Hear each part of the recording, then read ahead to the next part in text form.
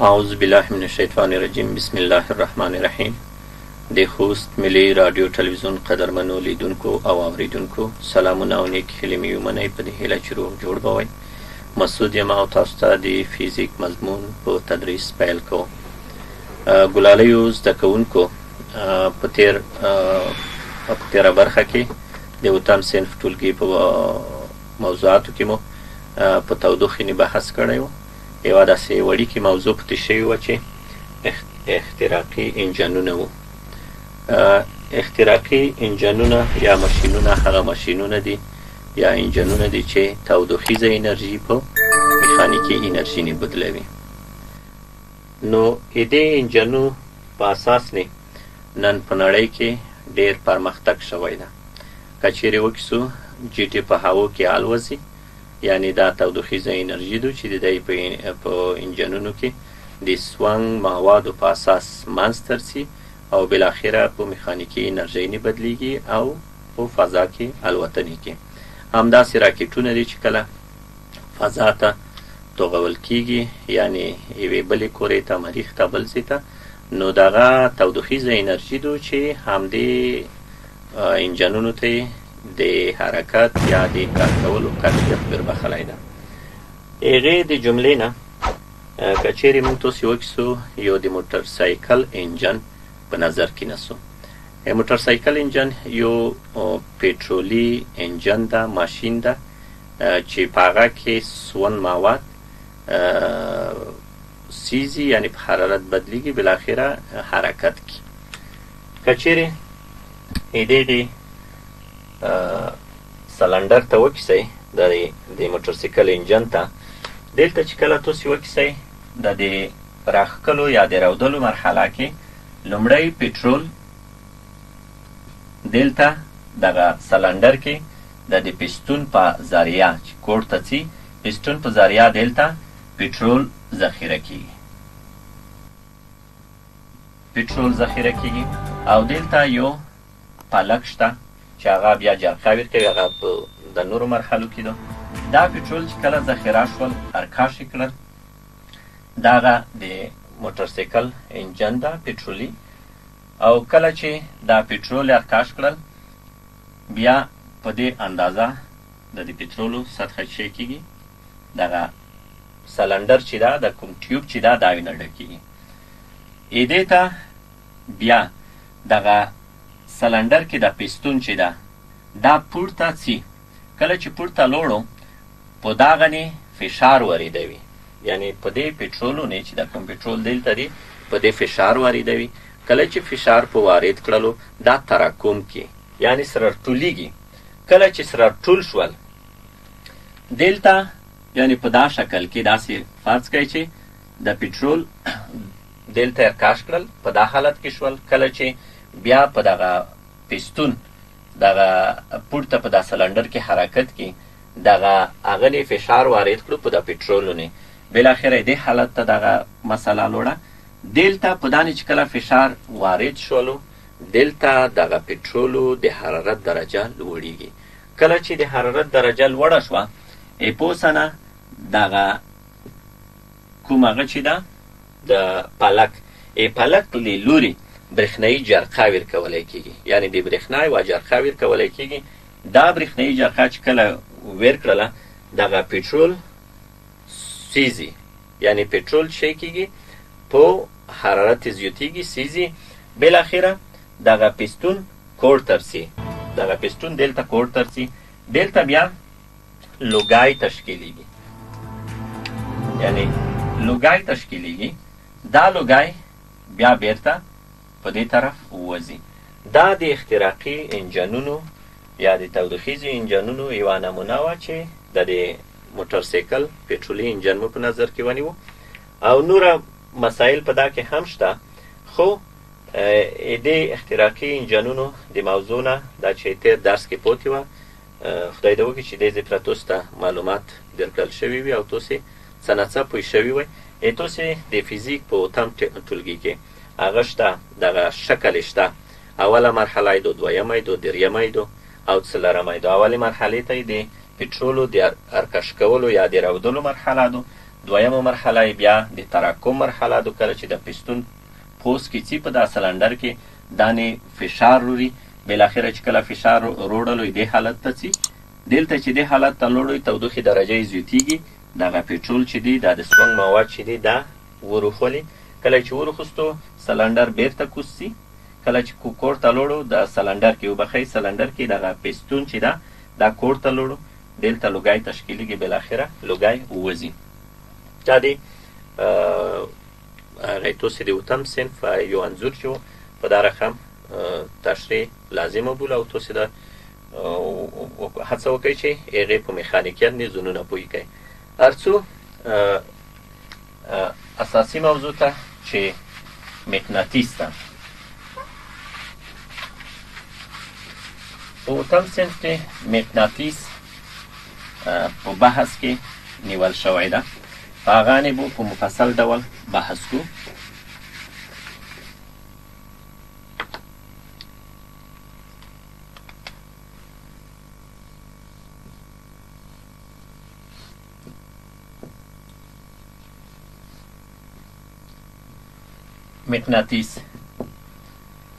مقناطیس د لومړي ځل دپاره د یونان په لرغوني ښار، یعنی د یونان په لرغوني ښار مګنیزیا کې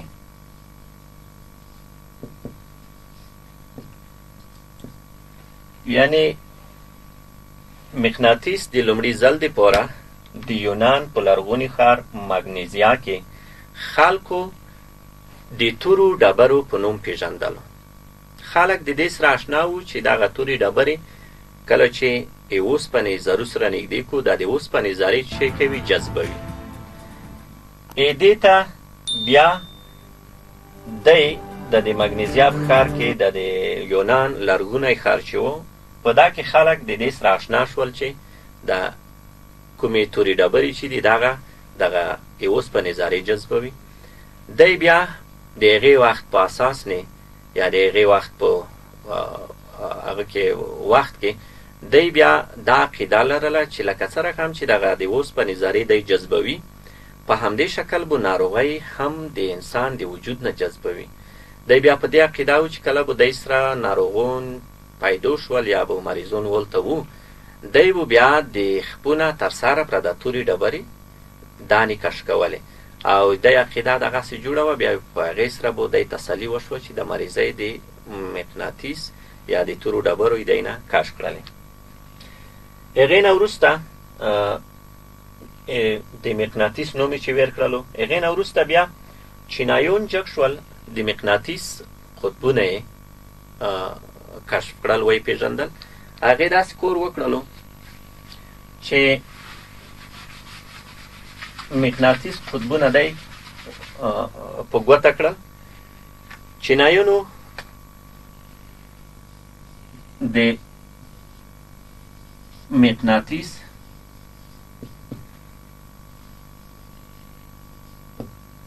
قطبونه په چین کې خلکو پیژندل. یعنی هغې داسې کور وکړو چې دا مقناطیس داسې فرض کړو چې دا مقناطیس یوه ټوټه ده، یوه طرف ته یې این ویل او بل طرف ته یې ایس ویل. این په خپله شمالي قطب ده او ایس بیا جنوبي قطب ده او دا مرکز ده. این په خپله موږ تاسې جغرافیې په اساس که چیرې وکیسو هغه بعضې قطب نومونه یې NSW لیکلي وي. دغه قطب نما په دې شکل سره عیاره شوي وي. دې ته یې این یلوي، دې ته یې ایس یلوي، دې ته یې W او دې ته یې ای یلوي. دا معنی چې دا شمالي قطب ده، نارت نارت مخفف رخوسته ده دلته لیکله ده او دا اس چې ده دا د ساوت مخفف ده لنډیز ده او ای چې ده ایست ده یعنی ختیځ ده او دبلیو ویست ویست یعنی لویدیز دغه مقناطیس میلې ته د ان او اس قطبونه ویر کړل نومونه یې ویر کړل دا په خپله شمالي قطب شو او دا په خپله جنوبي قطب شو خو د ځمکې د کرې سره چې خپله ځمکه هم یو مقناطیس ده یعنی د ځمکې کې هم یو مقناطیس قرار لري مقناطیس شتون لري کله چې منځکه د جغرافیې په اساس شمال او جنوبي وښیو بیا د مقناطیس په اساس دا مقناطیسي تیغادو دغه شمالي قطب د مقناطیس د جغرافیې په اساس جنوبي قطب د جغرافیې په اساس په شمالي قطب کې ده او دغه شمالي قطب یې د جغرافیې سره خلاف په جنوبي قطب کې ده کله چې یو مقناطیسي میله ولرو هغه وزړوو ویڅرخو بالاخره دا شمالي او جنوبي قطبونه ځان ته اختیاروي خو چینایان بیا په دې وتوانېدل چې دغه مسله په دې رقم سره ونوموله مقناطیس په تخنیک کې په ډېرو مواردو کې استعمالیږي یعنی مقناطیس نه موږ په ډېرو برخو کې کور اخیستی شو چې هغه د برق برخه ده لاوډ سپیکرونه دي کوایلونه دي په هغې کې موږ یې نه استفاده کړی شو دا چې مقناطیس په خپله دا چې شه یعنی موږ بیا یو طبیعي مقناطیس لرو یو مصنوعي مقناطیس لرو طبیعي مقناطیس یعنی د مقناطیس ډول که وښیو د مقناطیس ډولونه البته د شکل له مخې نه یعنی په څو ډوله پیدا کیږي په دوه ډوله دي یوه ته طبیعي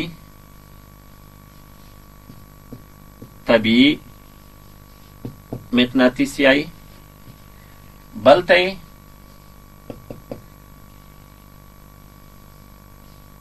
مصنوعي مقناطیس یلی کیږي دا طبیعي مقناطیس په خپله کیمیاوي فرمول دا ده چې اف ای 3 او 4 یا او 4 دا فریک اکساید دی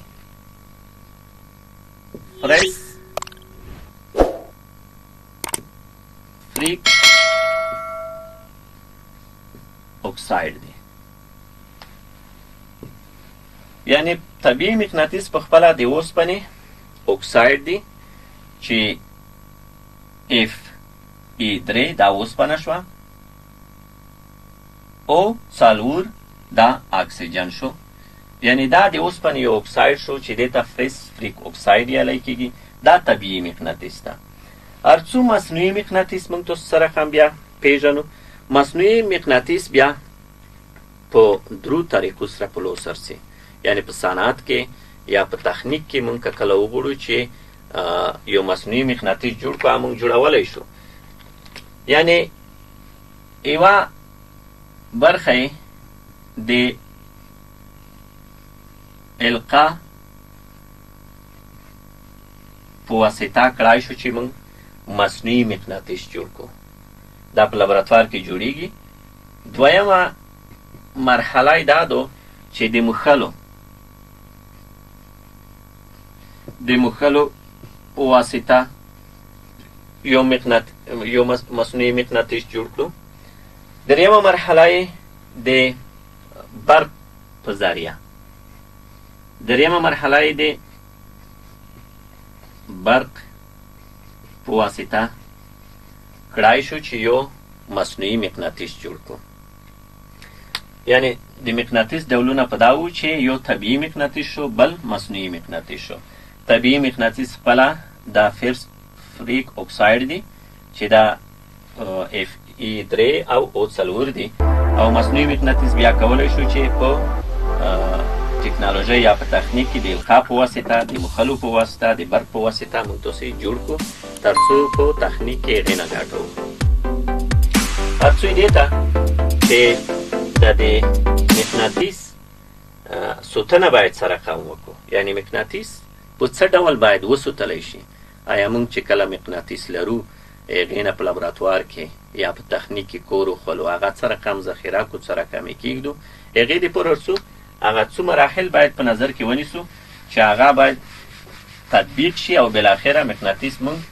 وسوتلی شو یعنی خپل د دې جذب قوه یې کمزوري نه شي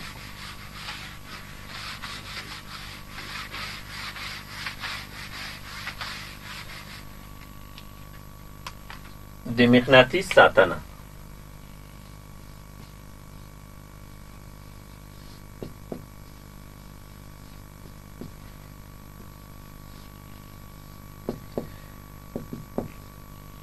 کله چې موږ مقناطیس په لابراتوار کې سوتو هغه په مختلفو شکلو سره پیدا کیږي کیدای شي نل ډوله مقناطیس موږ ولرو یعنی نل په شکل وي نل ډوله مقناطیس وي کیدای شي موږ دایره لرونکی مقناطیس ولرو کیدای شي موږ میلا ډوله مقناطیس ولرو یعنی اینو ایس کوي ته وایو کیدای شي موږ یو ډوله مقناطیس ولرو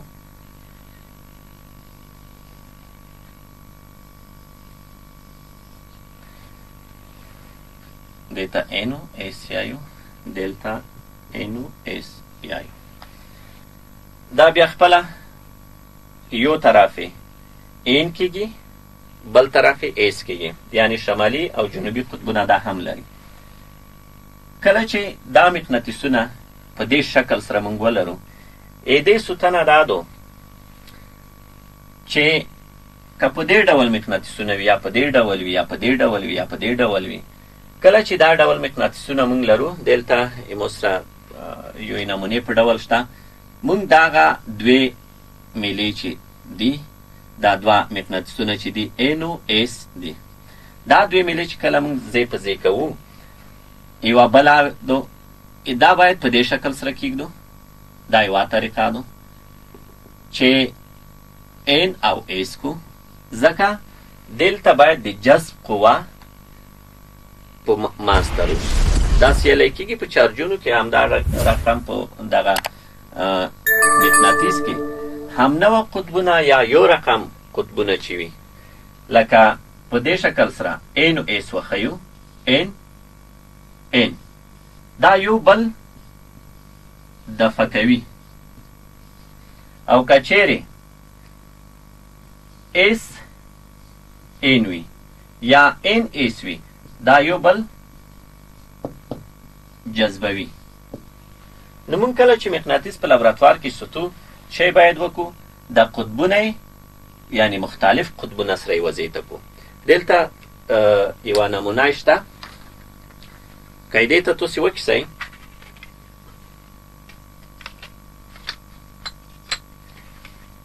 دلته دغه مقناطیس چې کله موږ سوتو په لابراتوار کې اس ان اس دې قطبونه په مخالف ډول کې خول شوي دي کله چې دا کسو یعنی قطبونه یې په مختلف جهتونو کې خول شوي دي دلته بیا دا د جذب قوه رامنځته کېږي که چیرې په دې ډول سره یې وسوتو دا مقناطیس د وخت په تېرېدو سره خپل د جذب قوه یې لوڅه ورکوي ویلې دلته په یوه بل نه د دفع قوه واردېږي کله چې د دفع قوه واردېږي مقناطیس خپل د جذب خاصیت یې وخت په تېرېدو سره بیلي لوڅه یې ورکوي یعنی اوله طریقه یې دا ده چې موږ یعنی دغه مقناطیس چې ده دا دغه په مختلفو قطبونو سره یې شی کو وسوتو Subscribe to my channel and also press this bell icon. مختلفو قطبونو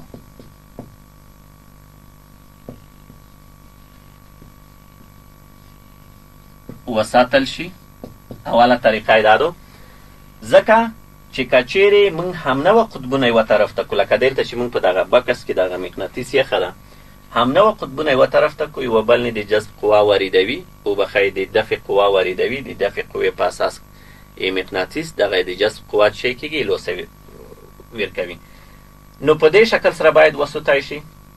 او کچیرې دغه مقناطیس موږ په لابراتوار کې سوتو، د تودوخې درجې نه باید شی کو لرې وسوتو د تودوخې د زیاتې درجې څخه په امن کې وساتو. یعنی کچیرې موږ د دغې د جذب قوه چې دغه یو بل جذبوي دغې مقناطیس د جذب قوه کوموي، دې ته موږ تودوخه ورکوو، حرارت ورکوو. کله مو چې تودوخه ورکړه، حرارت مو ورکړو، بالاخره د دې د جذب قوه چې کېږي ایمانځه ځي. نو موږ کله چې لابراتوار کې دغه مقناطیس سوتو، موږ باید هڅه وکړو چې دا د تودوخې په لوړو درجو سره چې ولته شتون لري هغې نه لرې وسوتو، تر څو دغه مقناطیس هغه اصلیت یا د جذب قوه ثابته پاتې شي. دریم قدم کې بیا موږ دا یایو چې موږ باید دغه مقناطیس چې کله سوتو دا په څټک ونه ټیکوو، یعنی ضربه ویر نه کو. په دریمه مرحله کې په مقناطیس باندې باید ضربه وارده نه شي. که چیرې مقناطیس موږ وټیکوو په څټک نه یا په بله آله چې هر څه وي چې هغه نه ضربه واردېږي، که د مقناطیس موږ ډېر وټیکوو، د دې سره هم د مقناطیسي خاصیت د جذب قوه چې کېږي کمیږي.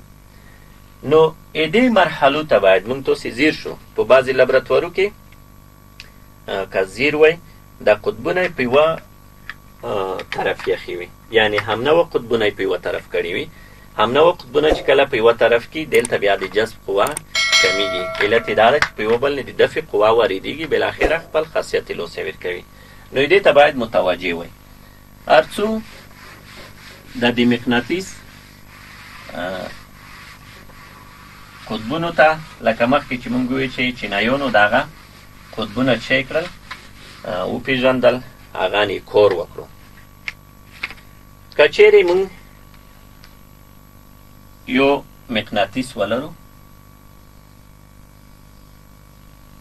په دې شکل سره، دا فرض کړئ چې یو میله ډوله مقناطیس ده، دې ته د N او دې ته د S قطب یایو.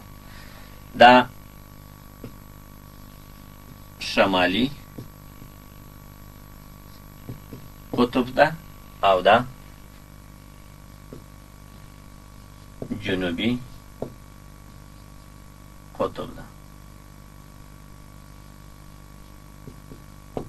دا جنوبي قطب ده. په دا کې د جذب قوه زیاته ده، یعنی په قطبینو کې په دغه کې ساحو کې، یعنی په دا ساحو کې د جذب قوه زیاته ده نسبت مرکز ته. مرکز کې د جذب قوه کمه ده او په قطبینو کې د جذب قوه زیاته ده. دا چې دغه مقناطیسي ساحې خطونه کوم طرف نه یا دغه د مقناطیسي ساحې هغه کرښې کوم طرف نه رسي، هغه بیا موږ تاسې په تجربه کې اخیلی شو. که دا شمالي قطب وي، شمالي قطب نه جنوب قطب ته دغه کرښې رسي، یعنی کرښو لوری کوم طرف نه وي، شمال نه په جنوب طرف وي. شمال نه جنوب په طرف د دې کرښو هغه وي لوری وي. کله چې موږ دا کسو عملاً تجربه کوو. دې دپاره بیا یو لړ موادو ته ضرورت ده چې موږ بیا هغه وکتلی شو چې آیا رښتیا هم د شمال قطب نه جنوب قطب ته د مقناطیسي خطونو لوری ده په دغه رقم ده. نو دلته د جذب قوا به زیاته وي او په دلته هم او په مرکز کې به د جذب قوا چې وي ضعیفه وي، کمزوري به وي. دا هم موږ تاسې بیا په عملي ډول کتلی شو. کله چې موږ کسو چې د شمالي قطب نه دغه د مقناطیسي ساحې خطونه رووځي، دې دپاره کله چې تجربه سرته رسوو، هغې تجربې دپاره موږ مواد سامان ته ضرورت لرو. هغه سامان به څه وي؟ یعنې هغه تجربه چې کله موږ سرته رسوو، لومړی باید موږ څه ولرو؟ میله ډوله مقناطیس باید ولرو. دویم قطب نما، هغه که درې وي که څلور وي، څلور قطب نمې باید ولرو. دغه تیغه ډوله مقناطیس چې کله موږ تاسې تجربه کوو، دا په دې شکل سره تجربه کیږي چې موږ تیغه ډوله مقناطیس په یوه سطحه نه کیږدو.